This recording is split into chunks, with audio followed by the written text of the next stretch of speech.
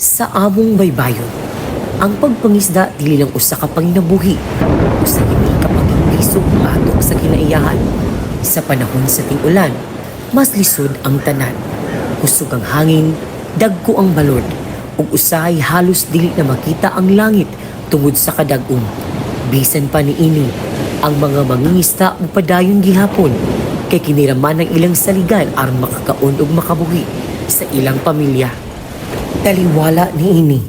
Pasalamat gihapon sa mga bato nga anda mo pa sa lipod panahon sa kalisod ug dako ang tampo sa panginabuhian ug mga pagsuway sa dagat.